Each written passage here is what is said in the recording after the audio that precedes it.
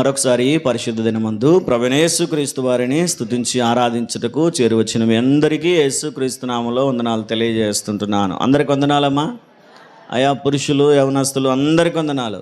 అందరికి వందనాలమ్మా. బాగున్నారమ్మా? అందరూ బాగున్నారా? సంతోషంగా, సమాధానంగా, ఆరోగ్యంగా బాగున్నారా? కోతకాల అర్పణల పండుగలో దేవుణ్ణి ఘనపరిచి మహిమపరచుటకు దైవ సేవకులను ప్రేమించే గొప్ప మనస్సును దేవుడు మీకు అందరికీ అనుగ్రహించి ఉన్నాడు గనుక ఈ కృతజ్ఞత అర్పణల పండుగకు చేరువచ్చిన మీ అందరికీ మరొకసారి నా హృదయపూర్వక వందనాలు తెలియజేస్తూ ఉంటున్నాను. ఈ సమయంలో కొద్ది నిమిషాలు దేవుని వాక్యాన్ని విందాం. దానికంటే ముందుగా పోయిన వారం ఏం వాక్యం విన్నామో గుర్తుందాం? ఎవరికైనా చెప్తారా? పోయిన ఆదివారం దేని గురించి విన్నా? అర్పణలు. అదేనా? ఆలోచించి చెప్పండి. నేనేమో బాప్తిస్మం గురించి చెప్పానేమో అనుకుంటున్నా. కాదా? అర్పణలు. వేటిని గురించి విన్నాం? ఎన్ని రకాల అర్పణలు ఉన్నాయి? 5 రకాలు. చెప్తారా? మొదటిగా ప్రథమ ఫలములు, రెండవదిగా దశమ భాగములు, మూడవదిగా మ్రొక్కుబడులు, నాలుగవదిగా కృతజ్ఞతార్పణలు, ఐదవదిగా స్వేచ్ఛార్పణలు. స్వేచ్ఛార్పణలు అంటే ఏంటి?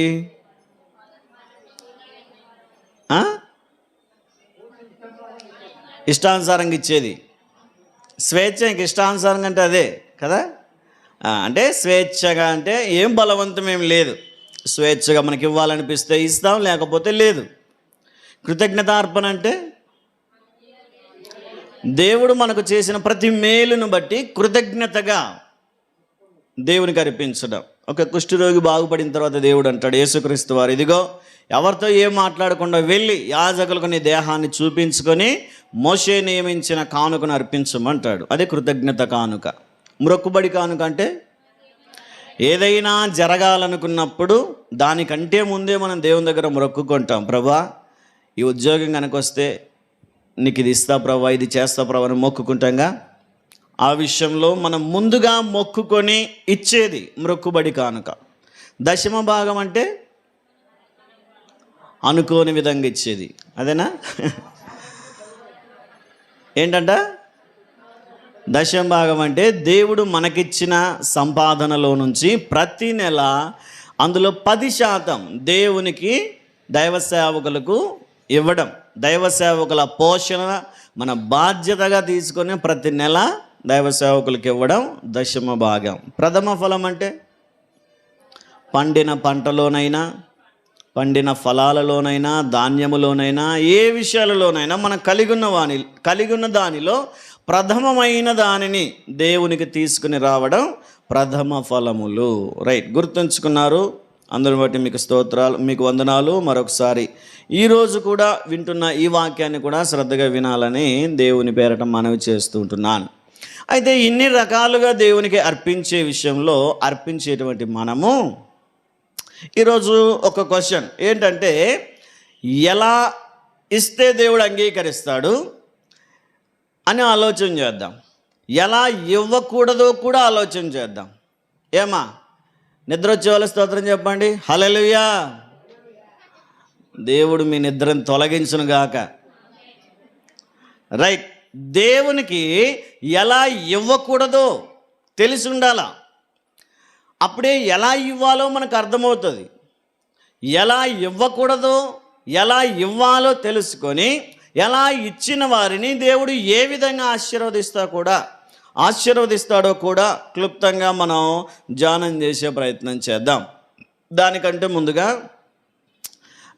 ఈ కృతజ్ఞతార్పణల కానుకల పండుగలో, ఈ కోతకాల పండుగలో దైవ సేవకుని ప్రేమించి మీ కష్టార్జితములో నుంచి మీ హృదయములలో నిశ్చయించుకున్న ప్రకారము, లేదా దేవుడు మిమ్మల్ని ప్రేమించిన కొలది, ప్రేరేపించిన కొలది దైవ సేవకులను బలపరచుటకు, మీ యొక్క అభిమానాన్ని, ప్రేమను చూపించుటకు, దైవ సేవకుని కుటుంబ పోషణ నా బాధ్యత అని ప్రేరేపించబడి మీ కుటుంబాలలో నుంచి, మీ కష్టార్జితంలో నుంచి ఒక విలువైన కానుకను తీసుకొని వచ్చిన మీ అందరినీ దేవుడు దీవించి ఆశీర్వదించునుగాక. మీరు ఇచ్చిన ప్రతి కానుకకు నూరంతలుగా దేవుడు మీకు తిరిగి దయచేయునుగాక. విలువైన కానుకను తీసుకొచ్చిన వారు మాత్రమే, అంతేనా? ఏ కానుక పెట్టినా పర్వాలేదా? నేను అనుకుంటున్నా ఇక అందరూ విలువైన కానుక తెచ్చారని. విలువైందంటే ఏం సార్ అంటారా? 10 రూపాయలు పెట్టుకురావడం విలువ కాదు. ఏమా, సంవత్సరం అంతా మనం ఎంత కష్టపడతామో అందులో నుంచి కష్టార్జితంలో నుంచి దైవ సేవకులకి ఇవ్వడమే కొత్తకాల పండుగ.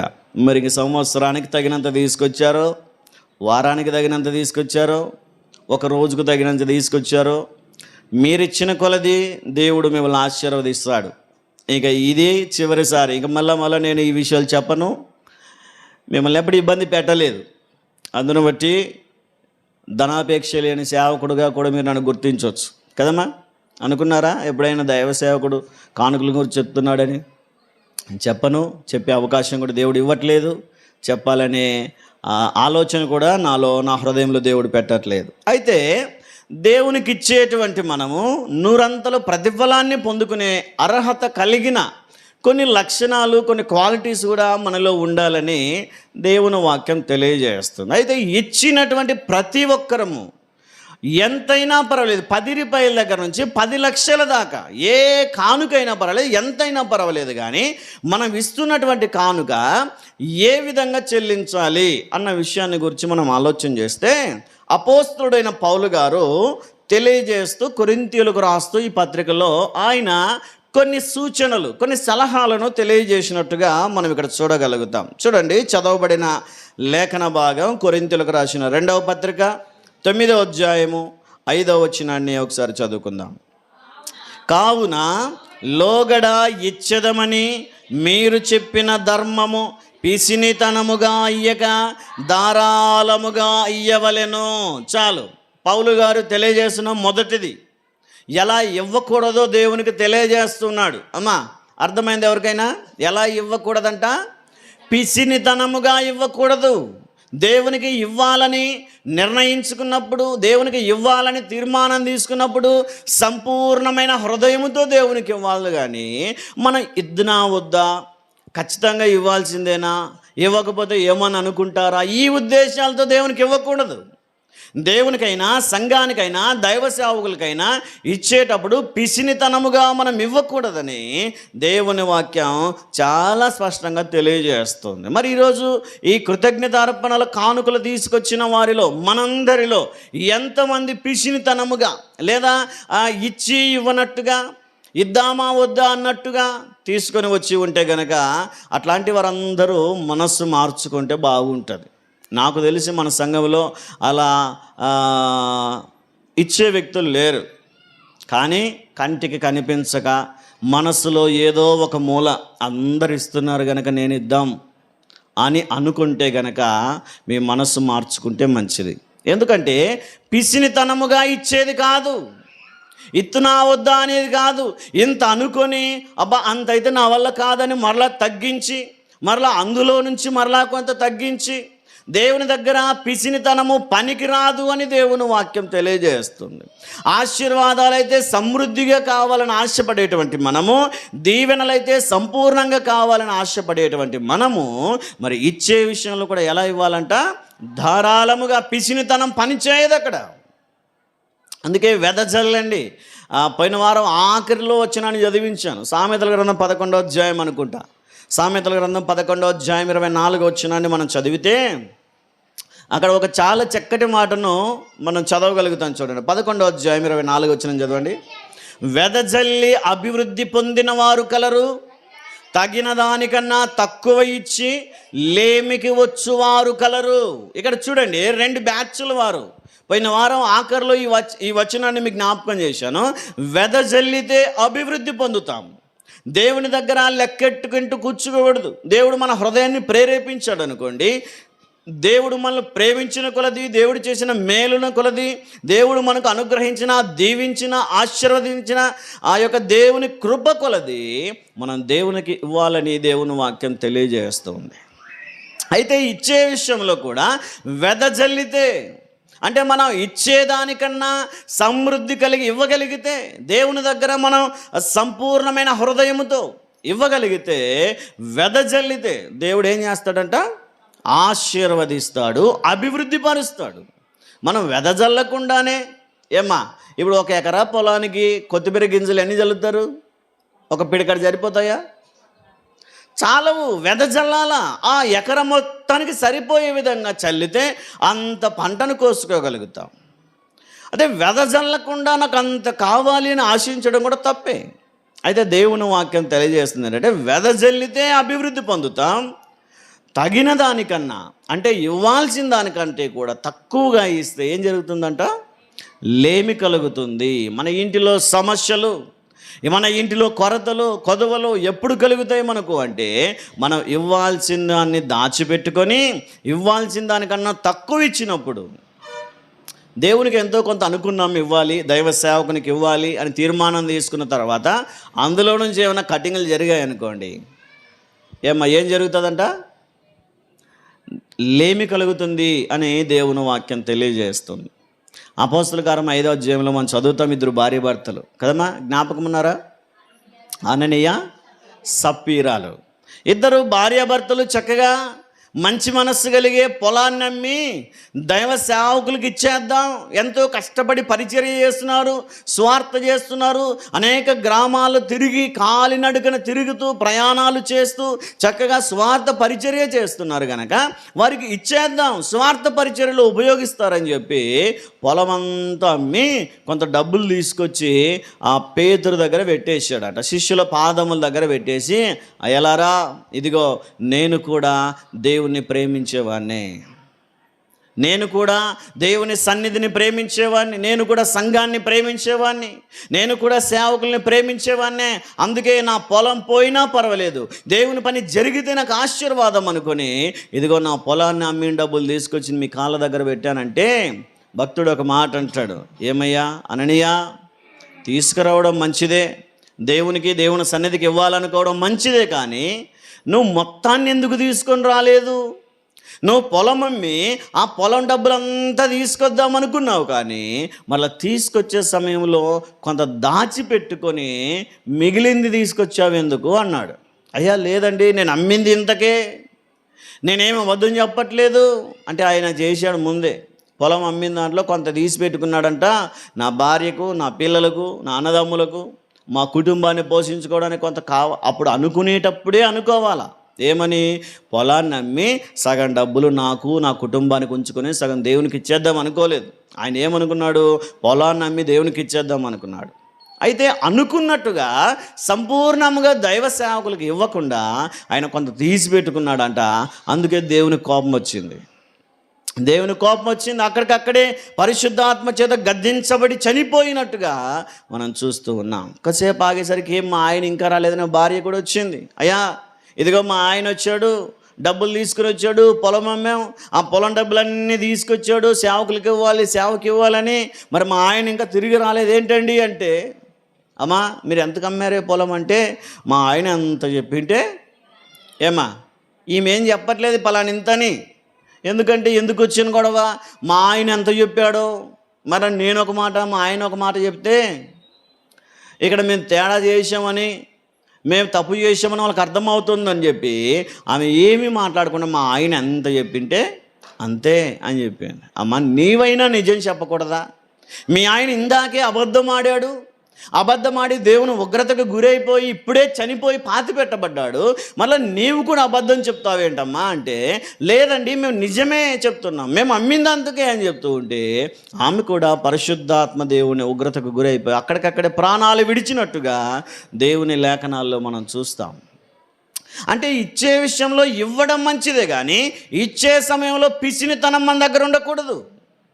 దేవునికి ఇవ్వాలనుకున్నప్పుడు, దైవ సేవకులకు ఇవ్వాలనుకున్నప్పుడు మనం కూడా ఒకవేళ పిసినితనముగా కొంత ఇచ్చి కొంత దాచిపెట్టుకుంటూ ఉంటే కనుక దేవుని వాక్యం హెచ్చరిస్తుంది, తగిన దానికన్నా తక్కువ ఇస్తే లేమికి వస్తామంట. కాబట్టి దేవునికి ఇచ్చేటప్పుడు ఈ ఒక్క మాట గుర్తుంచుకోండి, ఎట్లా ఇవ్వకూడదంట? పిసినితనముగా ఇవ్వకూడదు. రెండవదిగా ఎలా ఇవ్వకూడదో 6వ వచనంలో మనం 7వ వచనం చదవండి. సానుగు కొనకయు బలవంతముగా కాకయు ప్రతివాడును తమ హృదయములో నిశ్చయించుకొనిన ప్రకారం ఇవ్వవలెను.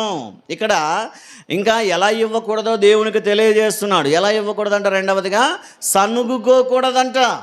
అమ్మ ఈ మాట అర్థమైందా? దేవునికి ఇచ్చే విషయంలో సనుక్కుండా, ఏదో మాకే ఇబ్బంది ఉంది, మాకే కష్టం ఉందని అనుకుంటూ ఉంటే, మా చర్చిలో మళ్ళీ ఈ పండుగ పెట్టారని అనుకుంటే కనుక ఆ దేవునికి ఇచ్చినట్లేనా? మాకే లేదని ఇబ్బంది పడుతూ ఉంటే, మా దగ్గరే లేదని బాధపడుతూ ఉంటే, ఈ పాస్టర్ గారు ఒకరు, ఈ సంఘ పెద్దలు ఒకరు ఇప్పుడే పెట్టాలా ఈ పండగ అని అనుకున్నాం అనుకోండి, అది మనకు మంచిది కాదు. మన దగ్గర ఉందో లేదో దేవునికి తెలీదా? మనం ఇవ్వగలుగుతామో లేదో దేవునికి తెలీదా? లేకపోతే లేనట్టుగానే ఉండండి, ఏమి ఇబ్బంది ఏమి లేదు, దేవుడు ఏమి మిమ్మల్ని ఏం చేయడు. ఇవ్వకపోయినా దేవుడు ఏమి ఇబ్బంది పెట్టాడు, మిమ్మల్ని ఖచ్చితంగా ఇచ్చి తీరాల్సిందేనని. దైవ సేవకుడు కూడా ఏమి ఇబ్బంది పెట్టాడు. ఏమా కాదుకూడదు, ఖచ్చితంగా తీసుకురండి అని చెప్పాను. నేనేమేం చెప్పానా? దైవ సేవకుల దగ్గర అంత బలవంతమేమి ఉండదు. మనం ఇస్తే మనం ఆశీర్వదించబడతాం. అందుకే దేవునికి ఇచ్చే దగ్గర మొదటిగా పిసినితనముగా ఇవ్వకూడదు, ఇద్దామా వద్దా అన్నట్టుగా ఉండకూడదు. రెండవదిగా సనుగుతూ ఇవ్వకూడదు. దేవుని సన్నిధికి ఇచ్చేటప్పుడైనా, దైవ సేవకులకి ఇచ్చేటప్పుడైనా సనుగుకోకుండా ఇవ్వాలని దేవుని వాక్యం తెలియజేస్తుంది. మూడవదిగా బలవంతంగా ఇవ్వకూడదు. ఏమా ఎట్ట మూడవది? బలవంతంగా ఇవ్వకూడదు. ఎవరో భర్త చెప్పాడని తీసుకొచ్చిస్తే అది లాభం లేదు. ఏదో బంధువులు ఇస్తున్నారని మనం కూడా బలవంతంగా ఇస్తే లాభం లేదు. లేదో భార్య ఇబ్బంది పెట్టిందని తీసుకొచ్చి ఇవ్వడం, లేదా పిల్లలు ఇబ్బంది పెట్టారనో, సంఘ పెద్దలు ఇబ్బంది పెట్టారనో, లేదా సార్ ఏమనుకుంటాడోనో ఇష్టం లేకపోయినా బలవంతంగా ఇవ్వడం, అది మన కుటుంబానికి మంచిది కాదు. కాబట్టి దేవునికి ఇచ్చేటప్పుడు పిసినితనముగా ఇవ్వకూడదు, సనుగు కొనకుండా ఇవ్వాలి, సనుగుకోకూడదు. మూడవదిగా బలవంతంగా ఇవ్వకూడదు. బలవంతంగా ఇస్తే అది మనకు కూడా ఆశీర్వాదం కాదు. మీరు బలవంతంగా ఇచ్చినది నాకు కూడా ఆశీర్వాదం కాదు. కాబట్టి ఈరోజు ఎందరైతే కృతజ్ఞతార్పణలు తీసుకొచ్చారో వారిలో మీ హృదయాలను పరీక్షించుకుంటే, ఒకవేళ ఈ 3 లక్షణాలు ఎక్కడైనా మనం ఉన్నామేమో ఆలోచన చేయండి. అందుకే కయ్యీనును ఏబేలును ఉదాహరణగా మనం మాట్లాడుతున్న ప్రతిసారి కయ్యీను అర్పణ ఎందుకు అంగీకరించబడలేదంటే, శపితమైన దానిలో నుంచి తీసుకొచ్చాడు. ఒకటి, అతడు బలవంతంగా తెచ్చాడేమో, సనుగుతూ తెచ్చాడేమో, అరే మా తమ్ముడు ఇస్తున్నాడు కనుక నేను ఇవ్వాలి, ఇవ్వకపోతే ఏమనుకుంటారో అని బలవంతంగా ఇచ్చాడేమో. లేదా ఇచ్చే విషయంలో కూడా సంపూర్ణంగా ఇవ్వక కొంత దాచి కొంత పెట్టుకొని ఇచ్చాడేమో. అందుకే దేవుడు అతని అర్పణను అంగీకరించలేదని దేవుని వాక్యం తెలియజేస్తుంది. కాబట్టి మనం ఇచ్చే విషయాల్లో కూడా సనుగు కొనకుండా, బలవంతంగా కాకుండా, పిసినితనముగా కాకుండా దేవునికి ఇవ్వాలని దేవుని వాక్యం తెలియజేస్తుంది. మరొక విషయాన్ని మనం చూడగలిగితే, ఎలాంటివి దేవునికి అర్పించకూడదు లేవికాండం 22వ అధ్యాయంలో మనం చూస్తాం. చూడండి, లేవియకాండము 22వ అధ్యాయము 20 నుంచి కొన్ని వచనాలు చదువుదాం.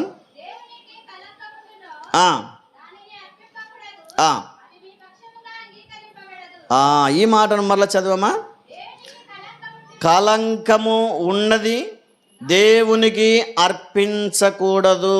అదేనా? కలంకమున్నవి లేదా లోపమున్న దానిని దేవునికి అర్పించకూడదు అని దేవుని వాక్యం తెలియజేస్తుంది. కలంకమున్నది, ఏదైనా దోషమున్నది, రోగమున్నది దేవునికి అర్పించకూడదు అని చెప్పి దేవుని వాక్యం తెలియజేస్తుంది. ఒక విషయం చెప్తాను వినండి. మనకు పంట బాగా వచ్చింది, ఒక 40-50 ప్యాకెట్ల బియ్యం అయ్యాయి అనుకోండి.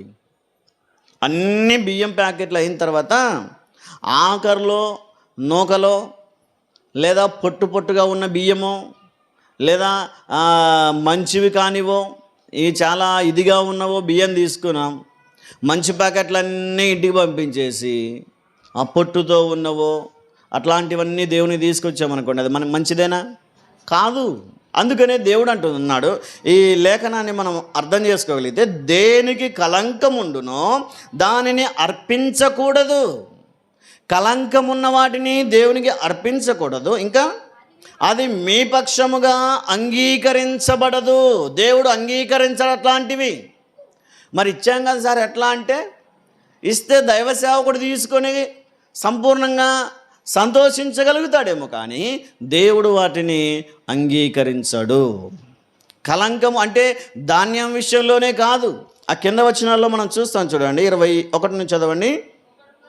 ఒకడు మ్రొక్కుబడిని చెల్లించుటయే గాని స్వేచ్ఛార్పణము అర్పించుటకే గాని సమాధాన బలిరూపముగా గోవునైనను గొర్రెనైనను మేకనైనను యెహోవాకు తెచ్చినప్పుడు అది అంగీకరించబడినట్లు దోషము లేనిదై ఉండవలెను, దానిలో కలంకమేది ఉండకూడదు.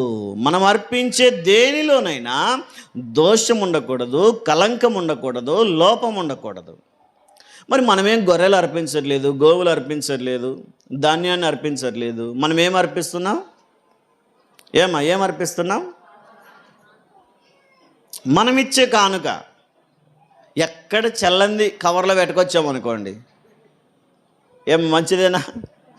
ఇది ఎన్ని రోజులైంది, 500 నోటు పోనే పోవట్లేదు, ఇంకంటింది, చినిగిపోయింది, సగంది పాతగా అయిపోయింది, ఎక్కడ చల్లట్లేదు, కవర్లో పెట్టి సార్కి ఎట్లా కోతగాలు కానుక ఇవ్వాలిగా, కవర్లో పెట్టు. మరి పేరుని రాసి దాని మీద సార్ పేరు చదివితే గుర్తుపడతాడు, పేరు రాయకుండా ఇచ్చేసేయి అని అనుకున్నాం అనుకోండి, అది మనకు మంచిదేనా? అది మనకు ఆశీర్వాదమా? దేవుని వాక్యం అంటుంది అట్లాంటివి అంగీకరించబడవు. నువ్వు ఇచ్చినా దేవునికి సంతోషం లేదు, మనం ఇచ్చినా దేవుడు వాటిని అంగీకరించడు. పోనీ ఒక మాటలో నాకైనా ఇష్టం ఉంటుందా అట్లాంటివి? మరి నాకే ఇష్టం లేకపోతే, నేనే ఇష్టపడకపోతే, నేనే అంగీకరించకపోతే దేవుడు ఎలా అంగీకరిస్తాడు? ఖర్చులు పడిపోయిన బిళ్ళలు, చినిగిపోయిన నోట్లు, ఇంకులంటినవి దేవునికి అర్పించే విషయంలో కలంకము లేనివి, దోషము లేనివి అర్పించాలని దేవుని వాక్యం చాలా స్పష్టంగా తెలియజేస్తుంది. కాబట్టి ఈరోజు మనం తీసుకొచ్చిన కానుకలో ఒకవేళ ఎవరు చూస్తారులే, సార్ ఏం చూస్తాడా, సంఘ పెద్దలు ఏం చూస్తారా, దేవుడు ఏం చూస్తాడా, మన కవర్ అసలే పేరు రాయలేదు కదా అనుకొని కనుక ఎవరైనా అట్లాంటి అర్పణ అంగీకరించి ఉంటే పశ్చాత్తపడండి. ప్రభా తెలుసో తెలియకో అర్పించాను, నాకు ఈ విషయం తెలియక అర్పించాను, దయతో నన్ను క్షమించు ప్రభా అని దేవుని దగ్గర అడిగే ప్రయత్నం చేయండి. కాబట్టి ఈ 4 విషయాలు మనం గుర్తుంచుకోవాలి. అర్పించేటప్పుడు పిసినితనముగా ఇవ్వకూడదు, సనుగుతూ ఇవ్వకూడదు, బలవంతంగా ఇవ్వకూడదు, లోపం కలిగినవి ఇవ్వకూడదు. మళ్ళీ ఎలా ఇవ్వాలి అంటే ఇవే వచనాల్లోనే అవే మాటలే మనకు కనిపిస్తాయి. చూడండి 5వ వచనం చదవండి ఇప్పుడు. కొరింథీ పత్రిక 9:5. ఇచ్చేదమని మీరు చెప్పిన ధర్మము పిసినితనముగా ఇయ్యక ధారాళముగా ఇయ్యవలెను. హల్లెలూయా. ఎట్లా ఇవ్వాలంటమ్మా? వింటున్నారా? విన్నట్టుగా నటిస్తున్నారా? అంతేనా? దేవునికి ఇచ్చే విషయంలో ధారాళముగా ఇవ్వాలా. ధారాళముగా ఇవ్వమన్నారని చెప్పి దారం కండి జుట్టుకొచ్చారు. ఏమ్మా సార్ అందులో ఒక దారం కండి జుట్టు పెట్టాను, ఏమ్మా అంటే అదే దారాలు ఏవో ఇవ్వమన్నారు కదా సార్ అనేది. ఏంటంట ధారాళం అంటే సంపూర్ణంగా, అంతేనా? దేవునికి ఇచ్చే విషయంలో మన హృదయము ధారాళముగా ఉండాలి. ఇచ్చే విషయంలో మనం పిసినితనముగా ఉండకుండా, బలవంతముగా కాకుండా, సనుక్కోకుండా ఇచ్చే సమయంలో ధారాళముగా ఇవ్వాలని చెప్పి దేవుని వాక్యం చాలా స్పష్టంగా తెలియజేస్తుంది. ధారాళంగా అంటే ఇంకొకసారి ఇచ్చాం కదా చాలే అనుకోకుండా, దేవుడు ఇచ్చిన కొలది, దేవుడు మనకి ఇచ్చే కొలది దేవునికి ఇస్తూనే ఉండాలి. దేవుడు మనకి ఇచ్చిన కొలది, దేవుడు మన శక్తికి ఇచ్చిన కొలది దైవ సేవకులకు ఇస్తూనే ఉండాలని చెప్పి దేవుని వాక్యం చాలా స్పష్టంగా తెలియజేస్తుంది. అందుకనే తిమోతితో పౌలు గారు అంటారు, ధారాళముగా ఇస్తే దేవుడు మనల్ని ఎంత ధారాళముగా ఆశీర్వదిస్తాడో తిమోతి పత్రికలో మనం చూస్తాం. చూడండి ఒకసారి, 1 తిమోతి పత్రిక 6వ అధ్యాయము 17వ వచనాన్ని ఒకసారి చదవండి.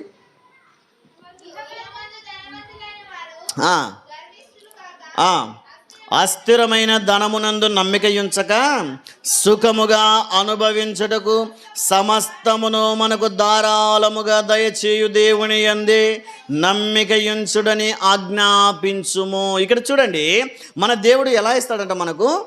ధారాళముగా ఈ భూమి మీద సుఖముగా అనుభవించుటకు సమస్తమును మనకు ధారాళముగా దయచేస్తాడు. దేవుడిస్తే కొంత ఉండదు, దేవుడిస్తే కొరత ఉండదు. ఏమా దేవుడు కొంచెం ఇచ్చి మరలా కొంచెం వచ్చే వారం ఇస్తానంటాడా? మన దేవుడు ఎట్లా ఇస్తాడంట? మన దేవుడు ధారాళముగా ఇస్తాడని చెప్పి దేవుని వాక్యం తెలియజేస్తుంది. మన దేవుడు ధారాళముగా ఇవ్వాలంటే మనం ఎలా ఇవ్వాలా? మనమేమో పిసినితనంగా ఇస్తాం, దేవుడేమో ఎట్లా ఇవ్వాలంట మనకు? అది సరిపోతుందా? అట్లా మంచిదే, న్యాయమైనది. దేవుడు ధారాళంగా ఇవ్వాలంటే మనం ఎలా ఇవ్వాలంట? ధారాళముగా ఇవ్వాలి దేవునికి. ఎప్పుడైతే మనం దేవుని దగ్గర ధారాళమైన హృదయంతో అర్పిస్తామో, నాకెంత ఇచ్చినా దేవునికి నేను ఇవ్వాలి అనే మంచి మనస్సు మనలో ఉంటుందో, దేవునికైనా దేవుని సంఘానికైనా సేవకులకైనా నేను ఎంత ఇచ్చినా తక్కువే అనే భావం మనలో ఉంటుందో, అప్పుడు దేవుడు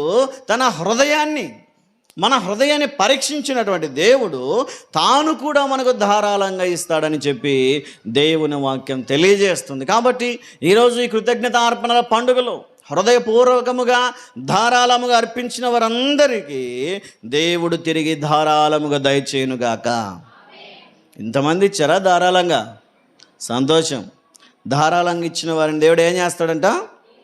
దీవిస్తాడు. రెండవదిగా మనం చూస్తే 6వ వచనంలో 7వ వచనంలో తిమోతి పత్రిక క్షమించండి కొరింథీ పత్రికలోనే, ఎక్కడికి వెళ్ళకుండా ఇక్కడే కొరింథీ పత్రికలోనే 9, ఈసారి 7 చదవండి. సనుగు కొనకయు బలవంతముగా కాకయు ప్రతివాడును తన హృదయములో నిశ్చయించుకొనిన ప్రకారము ఎలా ఇవ్వాలంట? రెండవదిగా, మొదటిగా ఎట్లా ఇవ్వాలంట? ధారాళముగా ఇవ్వాలి. రెండవదిగా హృదయములో నిశ్చయించుకొనిన ప్రకారము. మనం కష్టపడి పని చేసుకొని వచ్చిన తర్వాత, దేవుడు అన్నీ సాఫీగా చేసిన తర్వాత దేవునికి 1000 రూపాయలు ఇవ్వాలని తీర్మానం తీసుకున్నారనుకోండి, ఒక 200 తెచ్చిస్తే సరిపోతుందా? మన హృదయంలో నిర్ణయించుకుంది ఏంటి, దేవునికి ఇస్తుంది ఏంటి? మనం నిశ్చయించుకునేది ఎంత, దేవునికి ఇచ్చేది ఎంత?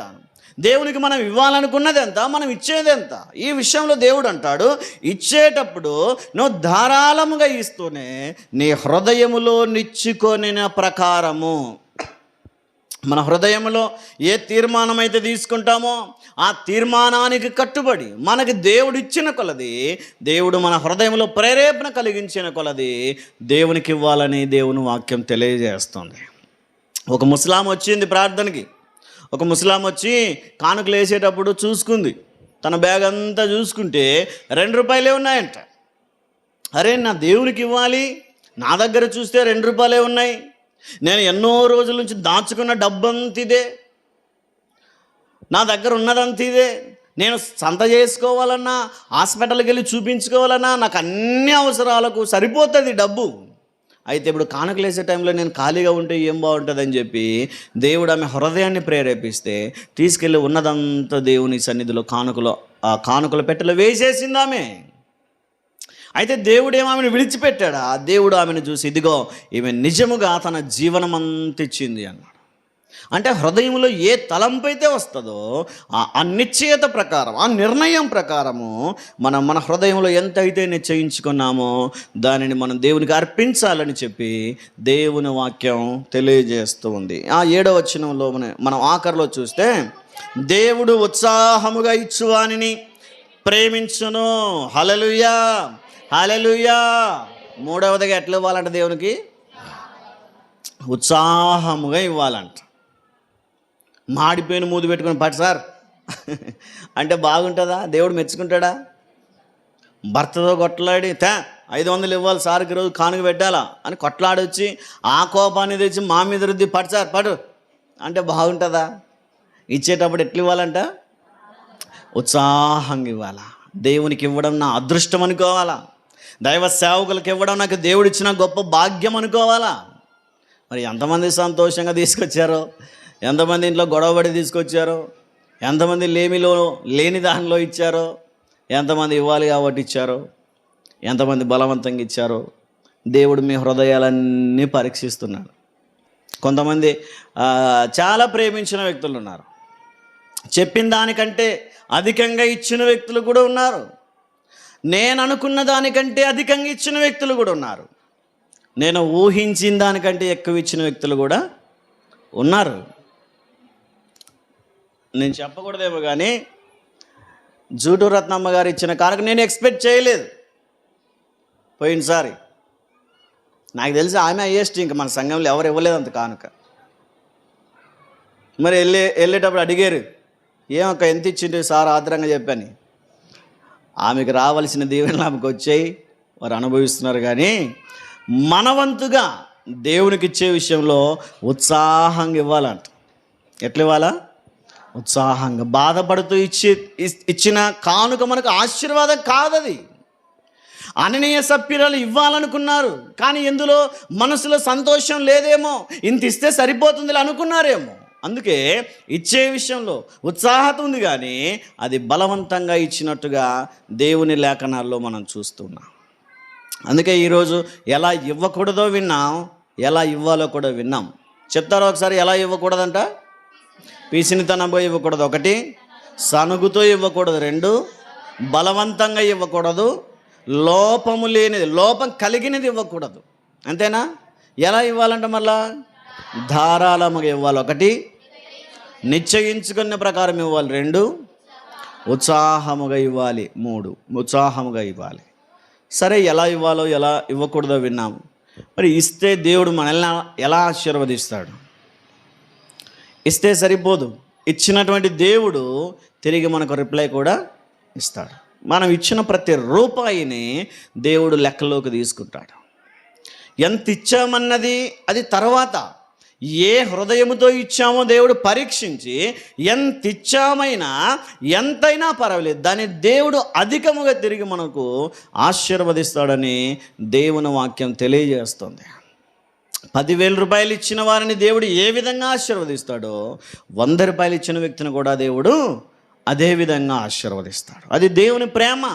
దేవుని ప్రేమలో ఉన్న సమానత్వం అది. దేవుని మనసులో, దేవుని గొప్ప హృదయంలో ఉన్న గొప్ప సమన్యాయం అది. తక్కువ వాళ్ళకు తక్కువ ఇచ్చి ఎక్కువ వాళ్ళకి ఎక్కువ ఇవ్వడం దేవునికి తెలియదు. బహుశా ఏదైనా పాఠం నేర్పించాలంటే దేవుడు మనకు అలా నేర్పించవచ్చేమో, కానీ పొద్దునొచ్చిన వానికి ఒకే కూలి ఇచ్చాడు, సాయంత్రం వచ్చిన వానికి కూడా పొద్దున్నే కూలి తీసుకెళ్ళాలంట దేవుడు. దేవునికి ఆ పొలం ఉంది సార్ అంటారా? వినండి, దేవుడు చెప్పిన ఉపమానం. పొద్దున్నే కూలికి తీసుకెళ్ళిపోయాడంటే ఒక వ్యక్తిని, బాబు ఇదిగో నీకు కొంచెం మనకు అర్థమయ్యే భాషలో నీకు ఒక 500 కూలి ఇస్తాను రా నాయన అని పిలుచుకెళ్ళాడంట. 500 కూలి వస్తుందని సంతోషంగా వెళ్ళిపోయాడు. మధ్యాహ్నం వెళ్ళి చూస్తే ఇంకెవరైనా ఉన్నారా ఖాళీగానే, అడ్డ మీదకి వెళ్ళి బస్టాండ్లో వెళ్ళి చూస్తే కొంతమంది కనిపించాడు. అరే బాబు రండి, మీకు కూడా ఎంతో కొంత కూలి ఇస్తాను అని తీసుకెళ్ళిపోయాడు. వీడు అనుకున్నాడు, పొద్దున్న వచ్చినాడు నాకు 500 ఇస్తానన్నాడంటే మధ్యాహ్నం వచ్చిన వాళ్ళకి 300 ఇస్తాలే అనుకున్నాడంట. సాయంత్రం 5 గంటలప్పుడు ఇంకొంతమంది అటు ఇటు తిరుగులాడుతుంటే, రే ఇంకొక గంట పనైనా చేద్దురండి, మీకు కూడా ఎంతో కొంత ఇస్తానన్నాడు. ఇక మధ్యాహ్నం వచ్చిన వాళ్ళకి 300 అంటే వీళ్ళకి ఎంత 50 రూపాయలు ఇస్తాడేమో అనుకున్నాడట వాడు. కానీ ఆయన యజమాని, ఆ పొలము యజమాని ఇచ్చేటప్పుడు అందరికీ 500 ఇచ్చాడంట. మొదటి వాడు అన్నాడు, ఏంటి ప్రభా ఇదేం న్యాయమయ్యా? పొద్దున్న వచ్చితే 9 గంటల నుంచి సాయంత్రం 6 గంటల కష్టపడి పని చేస్తే నాకు 500 ఇచ్చావు, ఇప్పుడు వచ్చాడు వీడు గంట సేపు కూడా పని చేయలేదు, వాడికి కూడా 500 ఇచ్చావు ఏంటంటే, దేవుడు అట నా డబ్బులేగా, నీకేం అన్యాయం చేశానా? నీకు 500 ఇస్తానన్నాను, 500 ఇచ్చేసాను. ఇక వాళ్ళకి ఇస్తానన్న డబ్బు అది నాది, నేను ప్రేమతో ఎంతైనా ఇవ్వగలగచ్చు అంటాడు దేవుడు. అది దేవుని ప్రేమ. ఎంత ఇచ్చామన్నది దేవుడు చూడగానే అందరినీ సమానంగా ప్రేమించే దేవుడని దేవుని వాక్యం తెలియజేస్తుంది. అదైతే ఎంతైనా పర్వాలేదు, కానీ దేవునికి ఇచ్చిన వ్యక్తులు ఏ విధంగా ఆశీర్వదించబడతారని కొన్ని విషయాలను చూసుకొని త్వరగా మనం ముగించే ప్రయత్నం చేద్దాం. చూడండి, 2వ దినవృత్తాంతముల గ్రంథంలోనికి రండి ఒకసారి. దినవృత్తాంతముల 2వ గ్రంథము 31వ అధ్యాయము 5వ వచనాన్ని చదవండి. ఆ యాజ్ఞ వెల్లడియగుట తోడనే ఇశ్రాయేలీయులు ప్రథమ ఫలములైన ధాన్య ద్రాక్షారసములను, నూనెను, తేనెను, సస్య ఫలములను విస్తారముగా తీసుకొని వచ్చిరి. సమస్తమైన వాటిలో నుండి 10వ వంతులను విస్తారముగా తీసుకొని వచ్చిరి. చాలు. ఇక్కడ దేవుని మందిరము నిమిత్తం ఇదిగో మీరు తీసుకొని రావాలని పోయిన ఆదివారం మనం ఎలాగైతే ప్రకటన చేశామో, ఇక్కడ కూడా హిజ్కియా గారు అలా ప్రకటన చేశారట. ఒరే, మనం ఎన్ని రోజులైంది దేవునికి ఇవ్వక, ఇష్టానుసారంగా జీవించడం మాని మీ మనసులు మార్చుకొని దేవుని సన్నిధికి మీ పంట పొలాలలో నుంచి ప్రథమ ఫలములను, దశమ భాగములను తీసుకొని రండని ఒక ఆజ్ఞ జారీ చేశాడంట. ఆ ఆజ్ఞ జారీ ఎగటతోడనే, ఆ ఆజ్ఞ వెల్లడి ఎగటతోడనే ఇశ్రాయేలీయులలో నుండి విన్నవారందరూ ఏం తీసుకొచ్చారంట? ప్రథమ ఫలములను. దశమ భాగములను, నూనెను, తేనెలను, సస్యఫములను అన్నిటిలో నుండి దేవుని సన్నిధిలోనికి తీసుకుని వచ్చారని దేవుని వాక్యం తెలియజేస్తుంది. మీరు కూడా పోయిన ఆదివారం అటువంటి ప్రకటన విని ఈరోజు దైవ సేవకులకు ఇవ్వాల్సిన బాధ్యత మనది ఉందని ఎందరైతే హృదయపూర్వకంగా తీసుకొచ్చారో వారు కూడా ఆ రోజు అలాగా వారికి కలిగిన దానిలో దశమ భాగాలను, ప్రథమ ఫలాలను, నూనె, తేనె, సస్యఫలం కలిగిన వాటన్నింటిలో నుండి దశమ భాగములను తీసుకొని వచ్చారంట. ఎంత సమృద్ధిగా తీసుకొచ్చారో తెలుసా? అమ్మా వినండి, ఎంత సమృద్ధిగా తీసుకొచ్చారో తెలుసా? లెక్క పెట్టడానికి 5 నెలల టైం పట్టిందంట. 3 నుంచి 3, 4, 5, 6, 7 5 నెలలు. 3వ నెలలో తీసుకొని వస్తే 7వ నెల వరకు లెక్కెట్టారంట. మరి ఈరోజు మీరు ఇచ్చినవి ఎన్ని నెలలు లెక్క పెట్టుకోవాలి నేను?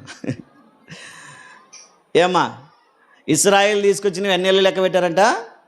5 నెలలు. అంటే ఎంత సమృద్ధి తీసుకొచ్చానో ఆలోచన చేయండి. 3వ నెలలో లెక్క పెట్టడం మొదలు పెడితే 7వ నెలలో ముగిసిందంట తీసుకొచ్చిన వాటన్నిటిని లెక్క పెట్టడానికి. అంత సమృద్ధికి ఇచ్చాడు కనుకనే దేవుడు వారిని ఆశీర్వదించాడు. అందుకే రాజైన హిజ్కియా అక్కడ ఉన్నటువంటి ప్రవక్తలు వెళ్ళి వారిని దీవించి ఆశీర్వదిస్తున్నారు. అక్కడ ఉన్నటువంటి యాజకులు మాట్లాడుతూ 10వ వచనంలో మనం చూస్తాం. చూడండి ఒకసారి 10వ వచనాన్ని చదవండి. యెహోవా మందిరములో జనులు కానుకలు తెచ్చుట మొదలు పెట్టినప్పటి నుండి మేము సమృద్ధిగా భోజనము చేసినను చాలా మిగులుచున్నది. హల్లెలూయా, హల్లెలూయా. దేవుని సన్నిధికి కానుకలు తీసుకొచ్చినప్పటి నుండి ఏమి తిన్నా మిగిలిపోతుందంట. ఎంత సమృద్ధిని దేవుడిచ్చాడో ఆలోచన చేయండి. ఏ పని చేసినా కలిసి వస్తుంది, ఏ ప్రయత్నం చేసినా సఫలమైపోతుంది. అనారోగ్యాలన్నీ విడిచిపోతున్నాయి, పంట పొలాలన్నీ బాగా సమృద్ధిగా పండుతున్నాయి. అక్కడ దైవజనులు మాట్లాడుతుంటున్న విషయం ఏంటంటే కానుకలు తెచ్చటం మొదలుపెట్టినప్పటి నుండి, దేవుని సన్నిధికి కానుకలు ఇచ్చిన నాటి నుండి సమృద్ధి కలిగిందంట. హల్లెలూయా.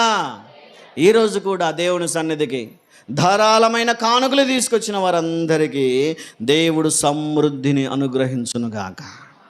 మీ జీవితాల్లో సమృద్ధి కలగాలి అంటే దేవుని సన్నిధికి కానుకలు తీసుకొని రావాలి. ఇవి నా నోటి మాటలేం కాదు, నా మనసులో ఉన్న పర్సనల్ విషయాలేం కాదు, వ్యక్తిగతంగా ఏదో ఆశించి చెప్పట్లేదు. కానీ దేవుని లేఖనాల్లో ఉన్నది ఉన్నట్టుగా మనం చదవగలిగితే అక్కడ ఉన్న విషయం ఏంటంట, కానుకలు తీసుకొచ్చిన నాట నుండి సమృద్ధిగా భోజనము చేసినను చాలా మిగులుచున్నది. యెహోవా తన జనులను ఆశీర్వదించినందున ఎంత గొప్ప రాశి మిగిలిపోయింది. ఈరోజు మన జీవితాల్లో కూడా చాలా ప్రయత్నిస్తాం. ఈరోజు మన జీవితాల్లో కూడా ఎన్నో ప్రయత్నాలు చేస్తాం, దేవునికి ఇవ్వకుండా సొంత ప్రయత్నాలు, సొంత నిర్ణయాలు చేస్తాం, కానీ సమృద్ధి కలగదు. అయితే మనకు సమృద్ధి కలగాలంటే ఏం చేయాలంట? దేవుని సన్నిధికి కానుకలు తీసుకురావడం మొదలు పెట్టాలి. కోతగల పండుగలో మాత్రమే కాదు, ప్రతి ఆదివారం దేవుని మందిరానికి ఒట్టి చేతులతో రాకూడదని దేవుని వాక్యం తెలియజేస్తూ ఉంది. పిలుపు వాక్యంలో కూడా మనం ప్రతి వారం చదువుతాం, ఆయన మందిరానికి కృతజ్ఞతార్పణలతో రావాలా. ద్వితీయోపదేశకాండంలోను, సంఖ్యాకాండంలోను, లేవి కాండంలో పోయిన వారం అంతా మనం చదువుకున్నా ఏ పురుషుడైనా ఏ స్త్రీ అయినా నా మందిరంలో ఒట్టి చేతులతో కనిపించకూడదని దేవుడు ఆజ్ఞాపించాడు. అందుకే దేవుని మందిరానికి కానుకలు తీసుకుని వస్తే దేవుడు మొదటిగా సమృద్ధిని దయచేస్తాడు. ఈరోజు మీరు అందరూ సమృద్ధి కలిగి ఉన్నారా? ఆలోచన చేయండి. ఎంత కష్టపడినా, కొంతమంది అంటుంటారు ఎంత కష్టపడినా మిగలట్లేదు సార్, ఎంత కష్టపడినా పని జరగట్లేదు సార్, ఎంత కష్టపడి పెళ్లి చేద్దామనుకున్నా ఎంతో కొంత కూడబెడదాం, కానీ అది ఏదో విధంగా ఖర్చు అయిపోతుంది. ఏదో ఒక కార్యక్రమం చేయాలి, ఏదో స్థలం కొనాలనే డబ్బులు కూడా పెడతాం, ఏదో ఒక అవసరాలకు అయిపోతుంది. ఇల్లు కట్టాలని అంతా కూడా పెడతాం, ఏదో ఒక హాస్పిటల్కి ఖర్చు అయిపోతుంది. ఎందుకు మన జీవితాల్లో సమృద్ధి కలగట్లేదంటే ఇంకా దేవుని సేవకులకు మనం ఇవ్వట్లేదేమో. అందుకే ఈరోజు దేవుని వాక్యం తెలియజేస్తుంది. హగ్గయి గ్రంథంలో మనం చదివితే ఆ మాట చాలా స్పష్టంగా పరిశుద్ధాత్మ దేవుడు తెలియజేస్తాడు. చూడండి, హగ్గయి గ్రంథము 1వ అధ్యాయం 6వ వాక్యం చదవండి ఒకసారి.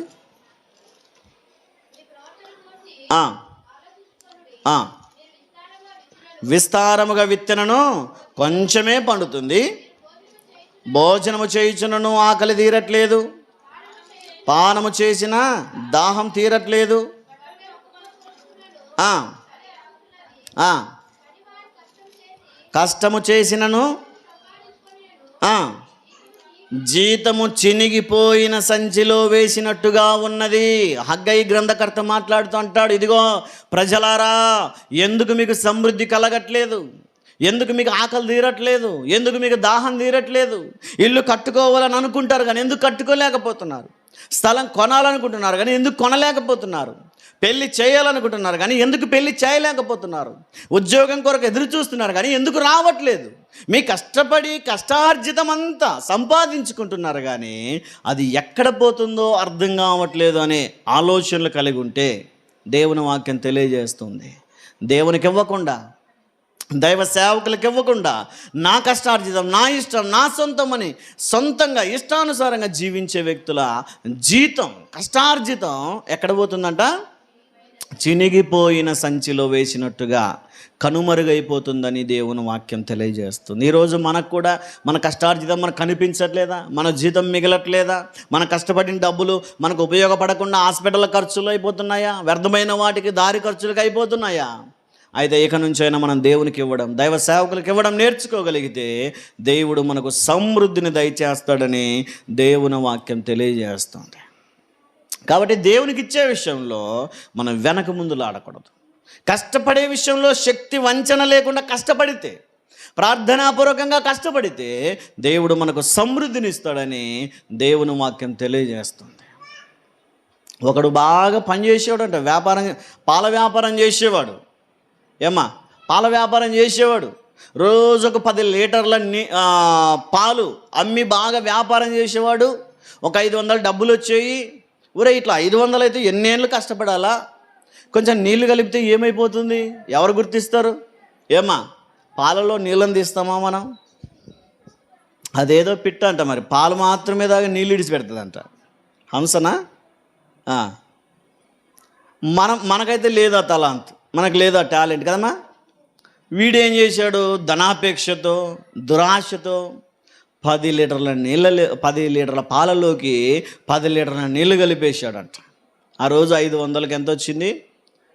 1000 రూపాయలు వచ్చింది. బాగా సంపాదించాడు. వాడు ఈ ఊరు నుంచి పట్టణానికి వెళ్ళి వ్యాపారం చేసుకోవాలంటే రోజు పడవలో వెళ్ళాలంట. చిన్న పడవలో వెళ్ళేవాడంట. ఆ పడవలో వెళ్తూ ఉన్నప్పుడు ఈరోజు పాలలో నీళ్లు కలిపినందుకు డబ్బులు ఎక్కువ వచ్చాయి కాబట్టి రోజు నీళ్లు కలిపి అమ్ముదాం, తొందరగా ధనవంతుని కావచ్చు అనుకున్నాడంట. అనుకుని వాడి డబ్బు సంచి, ఆ కాయిన్లు, అప్పుడు అన్ని బిల్లలు, ఆ డబ్బుల సంచి పక్కన పెట్టి ఈ పడవలో ఈ గట్టు నుంచి ఆ గట్టుకు వెళ్తూ ఉంటే ఈలోపు వెనక ఒక కోతి కూర్చునిందంట పడవలో. ఏం కూర్చునిందంట? కోతి కూర్చునిందంట. ఏంటి మూట? కోతి ఊకుంటుంది కదా. కోతి ఊకుంటుందా? కోతి చేష్టలు అంటాంగా. కోతి ఆ మూట తీసుకొని మూట విప్పి అందులో అన్ని బిల్లలు ఉన్నాయి.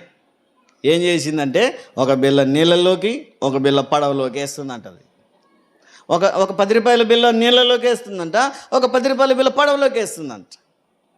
వాడు సంపాదించుకున్నాడు 1000 రూపాయలు. ఎంత పోయింది? సగం నీళ్ళలోకి పోయింది, సగం పడవలో మిగిలిపోయింది. వాడు ఆ సౌండ్ చూసాడు. ఏంట్రా ఒకటే సౌండ్ వస్తుంది, నీళ్ళలో ఏదో మునిగినట్టు అని వెనక్కి తిరిగి చూస్తే కోతి అన్ని డబ్బులు నీళ్ళ పాలు చేస్తుందంట. కోతే ఏంటి ఈ పని చేసావు అని వాడు దాన్ని తిట్టి కొట్టి, ఆ తర్వాత వాడు ఆలోచన చేశాడంట, ఈ పడవలో మిగిలినవన్నీ పాల డబ్బులు, నీళ్ళలో పడినవన్నీ నీళ్ళ డబ్బులు. ధనాపేక్ష దేవుని దగ్గర పని చేయదు. కుంటి సాకులు దేవుని దగ్గర పని చేయం. ఎక్కువ వడ్డీ సంపాదించాలి, ఎక్కువ వడ్డీకి ఇచ్చేసి కొంతమంది త్వరగా సంపాదించాలి, త్వరగా సాధించాలా, త్వరగా అభివృద్ధి కావాలా, స్థలాలు కొనాలా, పొలాలు కొనాలా, ఇల్లు కట్టాలా, ఇంటి మీద ఇల్లు కట్టాలా. ఈ ధనాపేక్షను బట్టి కొంతమంది దురాలోచనలు కలిగి తప్పుడు త్రోవలలో వడ్డీకి సంపాదించో, లేదా ఇంకో రూపంలో లంచాలు తీసుకుని ఏదో రూపంలో సంపాదించి త్వరగా అభివృద్ధి పొందాలనుకుంటాం. కానీ అభివృద్ధి పరిచే వ్యక్తి, అభివృద్ధి పరిచే దేవుడు, మనల్ని ఆశీర్వదించే దేవుడు ప్రభువైన యేసుక్రీస్తు వారిని దేవుని వాక్యం తెలియజేస్తుంది. కాబట్టి ఆ జనులు కానుకలు ఇచ్చిన నాటి నుండి వారికి సమృద్ధి కలిగిందంట. కాబట్టి దేవునికి ఇస్తే మొదటిగా మనకి ఏం కలుగుతుందంట? సమృద్ధి కలుగుతుందని దేవుని వాక్యం తెలియజేస్తుంది. రెండవదిగా దేవునికి ఇస్తే మనకేం కలుగుతుంది అని ఆలోచన చేస్తే ఆదికాండం 14వ అధ్యాయంలో భక్తుడైన అబ్రహాం గారు షాలేము రాజైన మెల్కిసెదెకుకు దశమ భాగాలు ఇచ్చినట్టుగా మనం పోయిన వారం చదువుకున్నాం. అయితే అతడు దశమ భాగములు ఇచ్చినందుకు దేవుడు అతన్ని ఏం చేశాడు? 24వ అధ్యాయంలోనికి రండి ఒకసారి. 24వ అధ్యాయం మొదటి వచనం చదవండి. అబ్రహాము బహుకాలము గడిచిన వృద్ధుడై ఉండెను, అన్ని విషయములలో యెహోవా అబ్రహామును ఆశీర్వదించెను. హల్లెలూయా, హల్లెలూయా.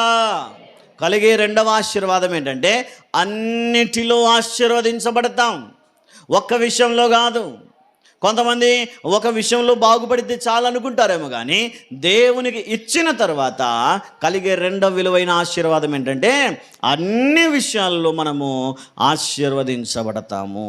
అబ్రహాము ఏ విషయాల్లో ఆశీర్వదించబడ్డాడో మనం కూడా అన్ని విషయాలలో ఆశీర్వదించబడతాం. అయితే అబ్రహాము లాంటి ఆశీర్వాదం మనకు కావాలంటే అబ్రహాం చేసిన పనే మనం చేయాలి. ఏం చేశాడు ఆయన?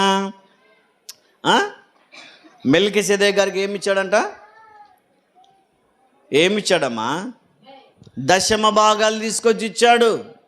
అతడు ఇచ్చినటువంటి దశమ భాగాల ద్వారా దేవుడు అతన్ని ఎంతగా తన మాటలను బట్టి దేవుడు అతన్ని ఎంతగా ఆశీర్వదించాడో అన్నిటిలో ఆశీర్వదించాడని దేవుని వాక్యం తెలియజేస్తుంది. మనం కూడా దశమ భాగాలు ఇవ్వగలిగితే, సంఘానికి, దేవునికి, దైవ సేవకులకు మనం కూడా ఇవ్వగలిగితే, మలాకి గ్రంథంలో గ్రంథకర్త మనతో మాట్లాడుతూ అంటాడు. చూడండి, మలాకి గ్రంథము ఒకసారి 3వ అధ్యాయము 10వ వచనం చదవండి. 3వ అధ్యాయము 10వ వచనం చదవండి. నా మందిరములో ఆహారం ఉండునట్లు 10వ భాగమంతయు మీరు నా మందిరపు నిధిలోనికి తీసుకొని రండి. నన్ను శోధించిన ఎడల నేను ఆకాశపు వాకిన్లను విప్పి పట్టజాలని విస్తారముగా దీవెనలు కుమ్మరించెదను. హల్లెలూయా. ఏం చేస్తాడంటే దేవుడు? పట్టజాలనంత దీవెనలు. అబ్రహామును ఏ విధంగా అయితే ఆశీర్వదించాడో, అబ్రహామును ఆశీర్వదించినంత కంటే అధికముగా దేవుడు మనల్ని ఆశీర్వదిస్తాడు. అయితే మనం ఏం చేయాలా? 10వ వచనంలో చూడండి, ఆహారం ఉండునట్లు దశమ భాగము తీసుకొని రావాలి. ఎంతమంది ఇస్తున్నారు దేవునికి, దేవుని సన్నిధికి, దేవుని సంఘానికి ఎంతమంది దశమ భాగాలు తీసుకొస్తున్నామో ఆలోచన చేయండి. ఈరోజు మనకు ఎందుకు సమృద్ధి కలగట్లేదు, ఎందుకు అన్ని విషయాల్లో ఓడిపోతున్నాం మనము అని ఆలోచన చేస్తే దేవుని వాక్యం తెలియజేస్తుంది. ఇదిగో మీరు దేవుని మందిరాల్లోనికి వస్తున్నప్పుడు వట్టి చేతులతో వస్తున్నారు. దైవ సేవకునికి ఇచ్చే విషయంలో వెనక ముందులాడుతున్నారు, దశమ భాగాలు ఇచ్చే విషయంలో వెనక ముందులాడుతున్నారు. కనుకనే మీకు సమృద్ధి కలగట్లేదు. దేవుని మందిరములో ఆహారం ఉండాలి అంటే మనం ఏం చేయాలా? 10వ వంతు దశమ భాగం తీసుకొని వస్తే దేవుడు ఎలా ఆశీర్వదిస్తాడంట? పట్టజాలని దీవెనలు. నువ్వు పట్టుకోలేవు. దేవుడు ఆశీర్వదిస్తే ఎంత గొప్పగా ఆశీర్వదిస్తాడో నువ్వు ఊహించలేవు. దేవుడు ఇస్తే ఎంత సమృద్ధిగా ఇస్తాడో నువ్వు ఊహించలేవు. సాక్షాత్తు నేనే చెప్పగలుగుతాను, దేవుడు నా జీవితంలో ఏమీ లేని స్థితిలో నుంచి సమృద్ధిగా కడుపు నిండా ఆహారం తినగలిగే స్థితిలోనికి దేవుడు తీసుకొచ్చాడు. ఒకప్పుడు ఆహారం లేక ఆకలితో అలమటించిన రోజులున్నాయి. బియ్యం దొరక్క 10 రోజులు సద్ద రొట్టెలు తినిన రోజులున్నాయి. మా కుటుంబంలో రోజు సద్ద రొట్టెలు, పొద్దున, మధ్యాహ్నం, సాయంత్రం. సద్దలైతే చేనులో పండినేటివి, ఆహారం దొరికేది కాదు, బియ్యం దొరికేవి కాదు. అట్లాంటప్పుడు కూడా రొట్టెలే తిని పొద్దుపోయాం 3 పూటలా. ఒక ఆమె సేవకురాలు మా ఇంటికి వచ్చి అడిగింది, ఏమయ్యా పొద్దునైతే రొట్టెలు పెట్టారు, మధ్యాహ్నం కూడా అదేనా? లేదులే అమ్మా, ఇదొక్క పూటకు అడ్జస్ట్ చేసుకో. మళ్ళీ రాత్రి మళ్ళీ అవే పెట్టాలా? ఆమె బాధపడిందమ్మా. ఏమ్మా నన్ను పొమ్మని లేక రొట్టెలు పెడుతున్నారా ఏంటంటే, లేదమ్మా నీ మీద బాధ కాదు, నీ మీద కోపం కాదు, మా పరిస్థితే అది. ఆమె ఏమనుకునిందో, ఆమె అప్పుడు తీసుకుని వచ్చి ఎన్నో బియ్యం తీసుకొచ్చి ఆ రోజు మాకు కొనిచ్చిపోతే అప్పుడు అన్నం తిన్నాం. ఒక 10 రోజుల తర్వాత లేని స్థితిలో నుంచి ఈరోజు దేవుడు నన్ను ప్రేమించాడు. నేనే స్వయంగా చెప్తున్నాను, సమృద్ధిగా తినగలిగేంత ఆశీర్వదించగలిగాడు దేవుడు. సమృద్ధిగా అంటే మరి మేడలు కట్టేంత కాదు, కానీ నేను, నా పాస్టర్ అమ్మ, నా పిల్లలు సంతోషంగా తిని ఆయన పరిచర్యలో ఆనందంగా కొనసాగే సమృద్ధినిచ్చాడు దేవుడు. కాబట్టి దేవుని సేవకులు ఆనందంగా పరిచర్య చేయాలన్నా మనం దశమ భాగాలు తీసుకున్నాం. ఎంతైనా పర్వాలేదు. 500 కూలి చేస్తావా, 50 రూపాయలు తెచ్చి, 1000 రూపాయలు సంపాదిస్తావా, 100 రూపాయలు తెచ్చి, 5000 డ్యూటీ చేస్తున్నావా, 500 తెచ్చి, 10,000 చేస్తున్నా, ఎంతైనా పర్వాలేదు. దేవుని సన్నిధిలో మనం దశమ భాగం ఇచ్చి తీరాల్సింది. అది దేవుని యొక్క కట్టడ, దేవుని యొక్క నియమం.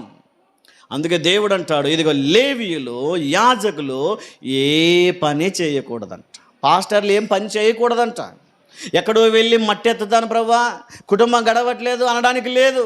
ఎక్కడికో వెళ్ళి పని చేసుకుంటానులే ప్రభా, పగలంతా పని చేసుకుని వచ్చి రాత్రి ప్రార్థన పెడతానంటే ఒప్పుకోడు దేవుడు. పగలంతా ప్రార్థన చేయి, రాత్రి పరిచర్య చేయి, పగలంతా పరిచర్య చేయి, రాత్రి అంతా ప్రార్థన చేయి. ఎట్లా ప్రభా మరి నా కుటుంబం అంటే, ఇదిగో దేవుని మందిరానికి ఎవరెవరు వస్తారో వారందరూ దశమ భాగాలు ఇస్తారు. ఆ దశమ భాగాలే నీకు జీతం, అది నీకు స్వాస్థ్యం, అది నీకు ఆస్తి అంటాడు దేవుడు. మరి ఏమీ పని చేయకుండా మీరు దశమ భాగాలు ఇవ్వకుండా దైవసేవకుని కుటుంబం గడుస్తుందంటారా? మరి ఎంతమంది ఇస్తున్నారు, ఎంతమంది ఇవ్వగలుగుతున్నారు ఆలోచన చేయండి. 50 రూపాయలు సార్ ఇస్తే ఏమనుకుంటున్నావో, అదే అవసరం లేదు. 50 కాదు, 5 రూపాయలు ఇచ్చిన దశమ భాగమే. నువ్వెంత ఇస్తున్నావు అన్నది కాదు, కానీ ఇచ్చే విషయంలో మనం 10% దేవునికి ఇస్తున్నామా, దైవ సేవకులకి ఇస్తున్నామా లేదా అన్నది దేవుడు చూస్తాడు. కాబట్టి దశమ భాగాలు ఇచ్చే ప్రతి ఒక్కరిని దేవుడు ఎలా ఆశీర్వదిస్తాడంట? పట్టజాలని దీవెనలను. ఇంకొకటి దేవుడు ఒక హామీ ఇస్తున్నాడు, ఏంటంటే నువ్వు దశమ భాగం ఇచ్చి, ఏమా వినండి, దశమ భాగం ఇచ్చి నన్ను నిలదీసి అడగండి అంటాడు దేవుడు. ఎంత గొప్ప మాట ఆలోచన చేయండి. దేవుణ్ణి మనం గట్టిగా అడగొచ్చు అంట. ప్రభా నా కుమార్తె అనారోగ్యంతో ఉంది, నువ్వు చూస్తూ ఉన్నావా అని గట్టిగా నిలదీయగలుగుతాం. ఎప్పుడు? దశమ భాగములు ఇచ్చినప్పుడు. ఆయన అంటాడు, నా మందిరంలో ఆహారం ఉన్నట్టు 10వ భాగం అంతయు మీరు నా మందిరపు నిధిలోనికి తీసుకుని రండి. దీనిని చేసి మీరు నన్ను శోధించిన ఎడల, నన్ను అడిగితే, ఇబ్బంది పెట్టినా, పదే ప్రార్థించినా సరే మీరు దశమ భాగాలు ఇస్తున్నారు కనుక నేను ఆకాశపు వాకిండ్లను విప్పుదును. హల్లెలూయా, హల్లెలూయా. ఆకాశపు వాకిండ్లు విప్పాడనుకోండి, ఎన్ని దీవెనలు వస్తాయి కిందకి? మనం పట్టుకోలేం దేవుని ఆశీర్వాదము. ఒక్కసారి మనం ఆశీర్వదించబడ్డామంటే జీవితకాలం అంతయు సమృద్ధి కలిగి జీవిస్తాం. మన కొరతలు తీరుస్తాడు దేవుడు, మన అక్కరులు తీరుస్తాడు దేవుడు, మన అవసరాలు తీరుస్తాడు దేవుడు. మన బిడ్డల విషయంలోనైనా, పిల్లల విషయంలోనైనా, చదువుల విషయంలోనైనా, ఉద్యోగం విషయంలోనైనా, వ్యాపారం విషయంలోనైనా ఆలోచన చేయండి. దేవునికి ఇచ్చి శోధించి అడిగితే, నువ్వు శోధించక ముందే ఇస్తాడు దేవుడు, నువ్వు అడక్క ముందే ఆయనకు తెలుసు. అయినా మనం అడిగితే గనక దేవుడు మనం పట్టజాలని దీవెనలు ఇస్తాడంట. మనం ఇస్తే మనం అడిగితే కొన్నే, దేవుడు ఇవ్వగలిగితే సమృద్ధిని ఇస్తాడు. ఒక ఆయన అంగడికి వెళ్ళాడంట, దుకాణంకి వెళ్ళి ఏదో కిరాణా సరుకులు కొంటున్న సమయంలో చిన్న కూతురుని ఎండబెట్టుకు వెళ్ళిపోయాడంట. చెప్పాను ఇంతకుముందు, వినండి. చిన్న కూతురుని ఎండకు తీసుకెళ్తే ఆ చిన్న పాప ఊరికే నిలబడిందని అంగడి ఓనర్ ఏమన్నాడంటే, అమ్మా ఆ చాక్లెట్ డబ్బా ఉంది కదా, ఆ మూత తీసి అందులో నీకు ఎన్ని కావాలో తీసుకో అన్నాడంట. ఏమన్నాడు? నీకు ఎన్ని కావాలో తీసుకో అంటే ఆ బుడ్డదంటదంట, వద్దులేండి అంకుల్, వద్దులేండి అంకుల్ అంటుందంట. లోపలేం కావాలని ఉంది, మరి ఎందుకో తీసుకోవట్లేదు. అమ్మ ఏం పర్లేదులే అమ్మా తీసుకో, నేనేమనుకోనులే, నీ చేతికి ఎన్ని వస్తే అన్ని తీసుకో, వద్దులేండి అంకుల్ అంటుందంట. తండ్రి చెప్తున్నాడు, అమ్మా చెప్తున్నాడుగా అంకుల్ తీసుకో, నీకు ఎన్ని అవసరమైతే అన్ని తీసుకో అంటే, వద్దులేనన్నా, లేదులే అమ్మా నేను మీ డాడీ క్లోజ్ ఫ్రెండ్స్, తీసుకో, నేను ఏమనుకోను, నువ్వు నీ పిడికటికి ఎన్ని వస్తే అని తీసుకో, నేను ఏమనుకోను. చాక్లెట్లు అంటే కూడా ఆ పాప వద్దులే అంకుల్ అంటుందంట. అరే ఈ పాప బాగా మోమాట పడుతుందని చెప్పి ఆయనే మూత తీసి తన పిడికిటి నుండి చాక్లెట్లు తీసి ఇచ్చాడంట. ఆ పాప అనుకునింది, నా పిడికిటికైతే 2-3 వస్తాయి, అదే మీ చేతితో ఇస్తే ఒక 7-8 చాక్లెట్లు వస్తాయని ఆ పాప ఆలోచన. అందుకే ఈరోజు దేవుని మనం అడిగితే కొంతే కావచ్చేమో, కానీ దేవుడు ఆకాశపు వాకిండ్లను విప్పితే ఎంత దీవెన ఉంటుందో, సమృద్ధి అయిన దీవెన. ఆకాశపు వాకిండ్లను విప్పి పట్టజాలని దీవెనలను నేను కుమ్మరించెదను అంటాడు దేవుడు. 11వ వచనంలో చదివితే, మీ పంటను తినివేయు పురుగులను నేను గద్దించెదను, అవి మీ భూమి పంటను నాశనము చేయవు, మీ ద్రాక్ష చెట్లు ఆకాశ ఫలములను రాల్పకయుండును అని సైన్యములకు అధిపతియగు యెహోవా సెలవిచ్చుచున్నాడు. దేవుడు మన పంటల్లో తినివేసే పురుగులను గద్దిస్తాడంట. దేవుడు మనకు ఆరోగ్యాన్ని ఇస్తాడు. ఏదైనా అనారోగ్యం వస్తే దేవుడు గద్దించేస్తాడు. ఏదైనా అపవిత్రాత్మ చేస్తే దేవుడు దాన్ని గద్దించేస్తాడు. కారణం ఏంటంటే మనం దైవ సేవకునికి దశం భాగం ఇస్తున్నాం కనుక దేవుడు అన్ని విషయాల్లో మనల్ని ప్రేమించి పోషిస్తాడని దేవుని వాక్యం తెలియజేస్తుంది.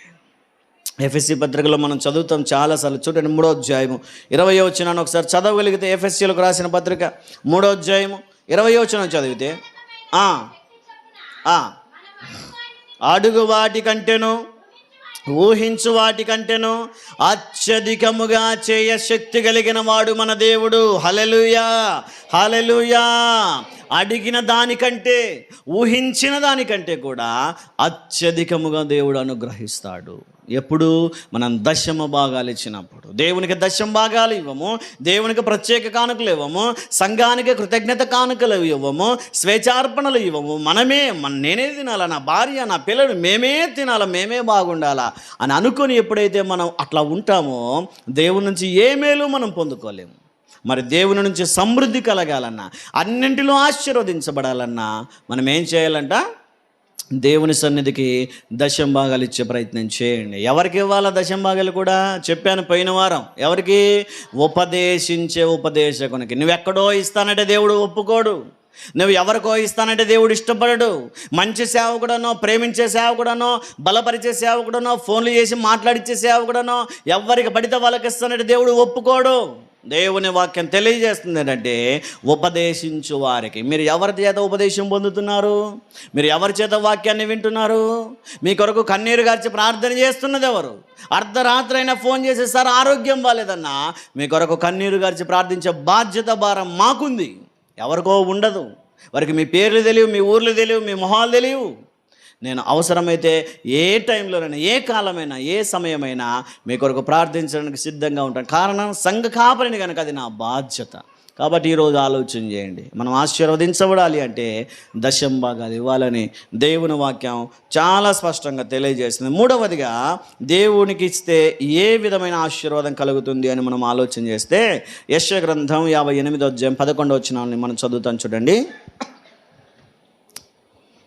యెషయా గ్రంథము 58వ అధ్యాయం 11వ వచనం.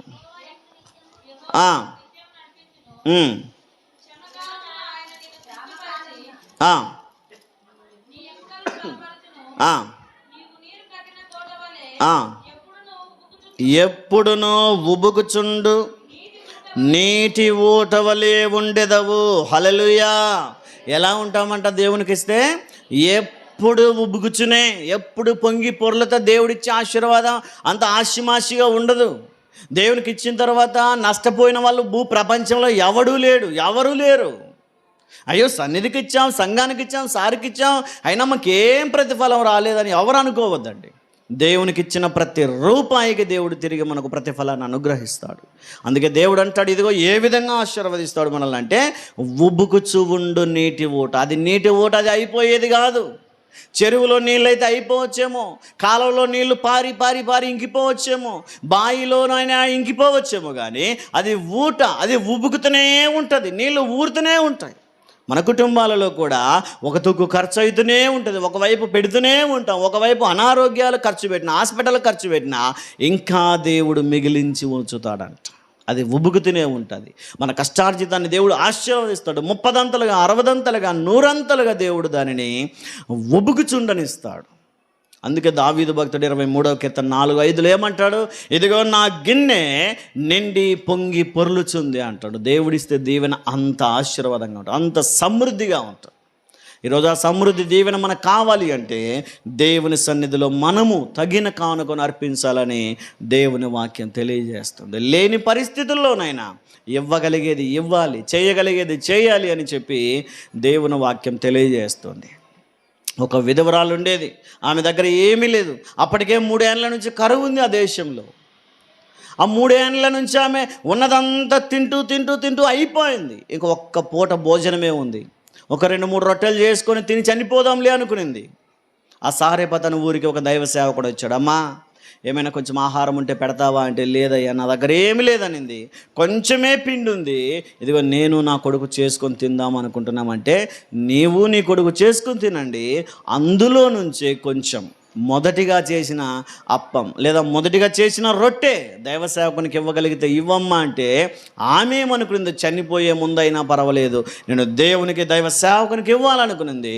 ఆ మొదట తీసుకొచ్చిన రొట్టె తీసుకొచ్చి దైవ సేవకునికి ఇచ్చిందంట.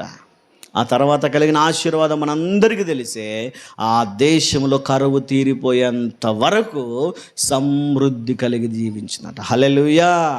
దేవుడు ఆశీర్వదిస్తే అయిపోయేది కాదు. సునేమీయురాలి జీవితంలోనైనా, సారేపతి విధవరాలి జీవితంలోనైనా, దేవునికి ఇచ్చినటువంటి ఏ మనుషులనైనా తీసుకోండి, సమృద్ధి కలిగి జీవించారని లేఖనం తెలియజేస్తుంది. ఎలీషా గారి శిష్యుని భార్య ఒకరోజు వచ్చి ఏడ్చింది, అయ్యా నా భర్త చనిపోయాడు, అప్పుల వాళ్ళు వచ్చి మీద పడ్డారు, ఏం చేయమంటావంటే, అమ్మ నువ్వు వెళ్ళి నూనె కుండ తీసుకొని రాపో అని చెప్పి ప్రార్థన చేస్తే ఆ నూనె కుండలో నుంచి ఇంకో కుండలోకి మారుస్తూనే ఉంది. కానీ ఈ కుండలో నూనె అయిపోవట్లేదు. కారణం ఏంటంటే దేవునికి ఇచ్చే విషయంలో, దేవుని దగ్గర పరిచర్య చేసే విషయంలో మనం ధారాళంగా ఇవ్వగలిగితే దేవుడు కూడా ధారాళంగా ఇస్తాడు. మనం దశమ భాగాలు ప్రథమ ఫలాలు ఇవ్వగలిగితే దేవుడు కూడా అంత సమృద్ధిగా ఇస్తాడని దేవుని వాక్యం తెలియజేస్తోంది. ఈరోజు మనం కూడా, మీరు కూడా ఎంతగా ప్రేమించి ఆ కానుకలు తీసుకొచ్చారంటే దేవుడు విడిచిపెడతాడా? దేవుడు చూసి చూనట్టు వదిలిపెడతాడా? దానికి రావలసిన ప్రతి ఈవిని, ప్రతి అవసరాన్ని దేవుడు తీరుస్తాడని దేవుని వాక్యం తెలియజేస్తుంది. చూడగలిగితే మనం చూస్తాం. చూడండి, ఫిలిప్పీయులకు రాసిన పత్రిక 4:19 మనం చూస్తాం. చూడండి, ఫిలిప్పీయులకు రాసిన పత్రిక 4:19. కాగా దేవుడు తన ఐశ్వర్యము చొప్పున క్రీస్తు యేసునందు మహిమలో మీ ప్రతి అవసరమును తీర్చును. హల్లెలూయా, హల్లెలూయా.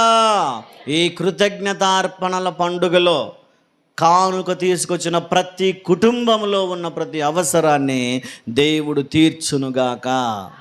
ఈ సమయంలో ఎందరైతే హృదయపూర్వకముగా దేవునికి ఇచ్చారో వారందరినీ దేవుడు ఆశీర్వదిస్తాడని దేవుని వాక్యం తెలియజేస్తుంది. మనం చూడగలిగితే అపోస్తల కార్యములో మాసిదోనియా అని ఒక సంఘం ఉంది.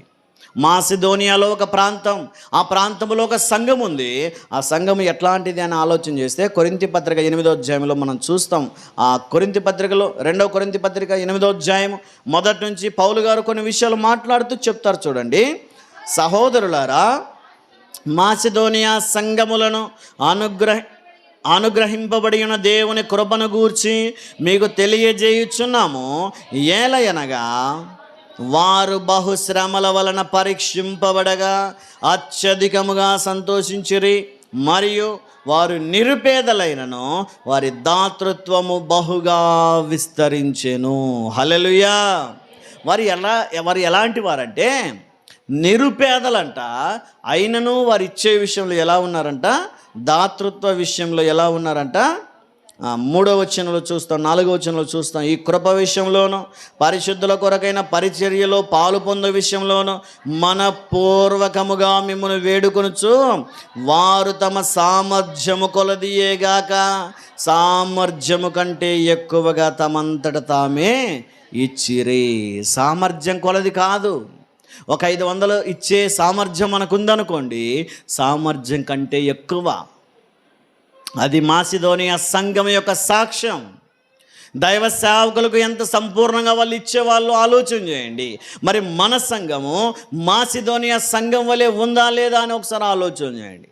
మాసిదోనియాలో ఉన్న సంఘములో ఉన్న ప్రతి కుటుంబము పేదలే, పని చేసుకుని బ్రతికే వాళ్ళే, పైగా కష్టాల పాలైపోయారు, పైగా శ్రమలన్నీ ఎదుర్కొంటున్నారు. ఆ సమయంలో వారు ఎలా స్పందించారు దైవ సేవకునికి ఇచ్చే విషయంలో అంటే సామర్థ్యం కంటే ఎక్కువ ఇచ్చారంట. ఈరోజు మనలో మరి ఎంతమంది తీసుకొచ్చారో సామర్థ్యం కంటే ఎక్కువ. మనం కూడా మాసిదోనియా సంఘంలాగా మన సంఘం కూడా మాదిరికరంగా ఉండాలా. ఈ చుట్టుపక్కల గ్రామాలలో ఉన్న సంఘాలలో ఎవరైనా మాట్లాడుకుంటున్నప్పుడు, మన సంఘాన్ని గురించి ఆలోచిస్తున్నప్పుడు మన సంఘము ప్రేమ కలిగిన సంఘమును వారు గుర్తించాలి. మన సంఘము ధారాళముగా ఇచ్చే సంఘమును వారు గుర్తించాలి. మన సంఘము దైవ సేవకులను ప్రేమించే సంఘముని వారు గుర్తించాలి. ఈరోజు మన సంఘానికి అటువంటి పేరు తెచ్చే బాధ్యత, ఆ భారము మన మీద ఉంది. కాబట్టి మనం కూడా దేవునికి ఇచ్చే విషయంలో ధారాళముగా సామర్థ్యం కంటే ఎక్కువగా ఇవ్వగలిగితే దేవుడు ఆశీర్వదిస్తాడని దేవుని వాక్యం తెలియజేస్తుంది. ఎలా ఇవ్వకూడదో విన్నాం. ఎలా ఇవ్వాలో విన్నాం. ఇచ్చిన వారిని ఏ విధంగా దేవుడు ఆశీర్వదిస్తాడో కూడా మనం విన్నాం. ఏ విధంగా ఆశీర్వదిస్తాడంటే, మొదటిగా సమృద్ధిగా ఆశీర్వదిస్తాడు, రెండవదిగా అన్నింటిలో ఆశీర్వదిస్తాడు, మూడవదిగా ఉబ్బుకుచుండు నీటి బూట వలె పొంగి పొర్లే దీవెనలను, ఆశీర్వాదాలను దేవుడు మనకు అనుగ్రహిస్తాడని దేవుని వాక్యం తెలియజేస్తుంది. అయితే కొందరు ఉంటారు, దేవుడు ఇవ్వడానికి ఇస్తాడు, ఇవ్వాలనే ప్రేరేపణ ఇస్తాడు, కానీ ఇంకా బిగబట్టే వాళ్ళు కొందరు ఉంటారు. దేవుడు ఎక్కడి నుంచి ఇస్తాడో వారికి ఆరోగ్యాన్ని ఇచ్చి చక్కగా కష్టపడి పని చేసుకునే బలం, శక్తి, ఆరోగ్యం ఇస్తాడు. బాగానే కష్టపడి పని చేసుకుంటారు, వచ్చి దేవుణ్ణి, దైవ సేవకుని, సంఘాన్ని మరిచిపోయి వారి కుటుంబం మట్టుకే బాగుంటారు. అయితే అది దేవునికి ఇష్టం లేని కార్యం. దేవుడు ఇష్టపడేది ఏంటంటే, నువ్వు దేవునికి మనపూర్వకంగా, హృదయపూర్వకంగా తెచ్చి ఇవ్వాలని దేవుని వాక్యం తెలియజేస్తుంది. మరి ఈరోజు మనం కూడా హృదయపూర్వకంగా ఇస్తున్నామా? అయితే దేవుడు ఆశీర్వదిస్తాడు. సనుగుతూ, గొనుగుతూ, బలవంతంగా, పిసినితనముగా, లోపం కలిగినవి, చినిగిపోయినవి, చిల్లులు అనేవి ఇస్తూ ఉంటే కనుక దేవుడు మనకు క్షమించాలని ప్రార్థన చేయండి. ఎవరైనా తెలిసి తెలియక అలాంటి పని చేసి ఉంటే ఈరోజే పశ్చాత్తాపడే ప్రయత్నం చేయండి. 2 నోట్లు కరిపించి ఇచ్చారు ఎవరో.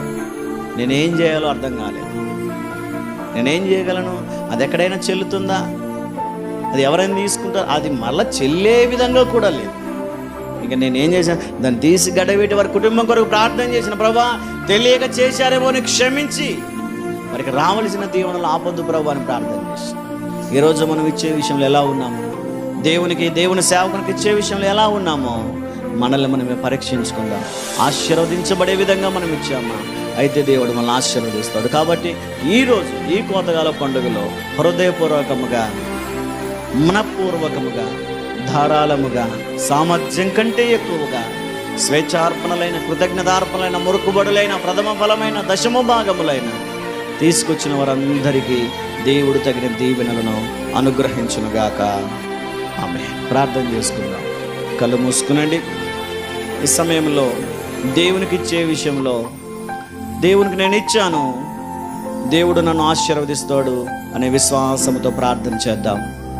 కళ్ళు మూసుకుందాం. మన హృదయాలను పరీక్షించుకుందాం. ఇచ్చే విషయంలో మనస్ఫూర్తిగా ఇచ్చామా? ఎక్కడైనా సనిగామా? ఇవ్వడానికి అయిష్టంగా ఇచ్చామా? బలవంతంగా ఇచ్చామా? మనల్ని మనమే పరీక్షించుకుంటూ ఈ హృదయంలో, ప్రభువా హృదయపూర్వకంగా నీ సన్నిధికి ఇచ్చాను, హృదయపూర్వకంగా దైవ సేవకునికి ఇచ్చాను, తగిన దీవెనలు నాకు అనుగ్రహించు ప్రభువా. ఇదిగో పలాని కొరత నాకు ఉంది, పలానా అవసరత నాకు ఉందని దేవుని దగ్గర అడిగి ప్రార్థన చేద్దాం. కళ్ళు మూసుకుందాం, ప్రార్థన చేద్దాం. విత్తబడిన వాక్య సందేశం కొరకై మన సంఘ పాస్టమ్మ గారు ప్రార్థన చేస్తారు. కళ్ళు మూసుకొని ప్రార్థనలో ఏకీభవించుదాం. అందరూ తల నుంచి కళ్ళు మూసుకున్నట్టయితే ప్రార్థన చేసుకుందాం. ప్రేమ పరిశుద్ధుడా, నీ పరిశుద్ధమైన, ఉన్నతమైన, శ్రేష్టమైన నామానికి వేవేల కృతజ్ఞత, స్తుతులు, స్తోత్రములు ప్రభా. ఇదిగో తండ్రి, ఫిబ్రవరి మాసంలోనైనా ఈ 2వ ఆదివార దినాన ప్రభా నీ సన్నిధానంలో సంఘముగాను, సమాజంగాను ప్రభా ఇలాగును తండ్రి నిన్ను స్తుతించడానికి, నిన్ను ఆరాధించడానికి మాకు ఇచ్చినటువంటి శ్రేష్టమైన, విలువైన అవకాశాన్ని బట్టి నీకే వేల కొలది కృతజ్ఞత, స్తుతులు, స్తోత్రములు ప్రభా. ఇదిగోనైనా ఉదయం మొదలుకొని ప్రభా ఈ మధ్యాహ్నకాల సమయం వరకు తండ్రి మరి నైనా నీ సన్నిధానంలో జరగబడినటువంటి ప్రతి కార్యక్రమాన్ని ప్రభువా మీరు విజయవంతంగా జరిగించినటువంటి విధానాన్ని బట్టి కూడా నీకే స్తుతులు, స్తోత్రములు ప్రభా. అదే రీతిగా ప్రభా నీ దాసినైనా నీ పక్షాన్ని నిలబెట్టుకొని మాకందరికీ కావలసినటువంటి ఆత్మీయ ఆహారం అందించడానికి తన నోటికి మీరే బోరగా ఉండి తనను వాడుకున్నటువంటి విధానాన్ని బట్టి కూడా నీకే స్తుతులు, స్తోత్రములు తండ్రి. ఇదిగోనైనా విన్నటువంటి వాక్యాన్నినైనా ఇక్కడ చేరువచ్చినటువంటి మా అందరి హృదయాలలో తండ్రి చేర్చుకొని వాక్యానుసారంగా జీవించే కృపను దయచేయమని కూడా ప్రార్థిస్తూ ఉంటున్నాను. యేసయ్య సహాయం దయచేయండి. నీ సన్నిధానానికినైనా రాలేక వెనుకబడినటువంటి వారిని కూడా మీరు జ్ఞాపకం చేసుకునండి. మరి యొక్క సమయంలో నేను ప్రభా నీ సన్నిధానంలోకి వచ్చి నిన్ను స్తుతించి ఆరాధించే గొప్ప కృపను, భాగ్యం దయచేయమని, ముందున్న కార్యక్రమం అంతటి ద్వారా నీ నామానికి మాత్రమే మహిమ తెచ్చుకున్నామని ఈ కొద్ది ప్రార్థన నజుడైన యేసుక్రీస్తు శ్రేష్టమైన నామాన్ని బట్టి మిక్కిలి వినయము తడిగి వేడుకొని పొందుకుని తండ్రి. ఆమేన్.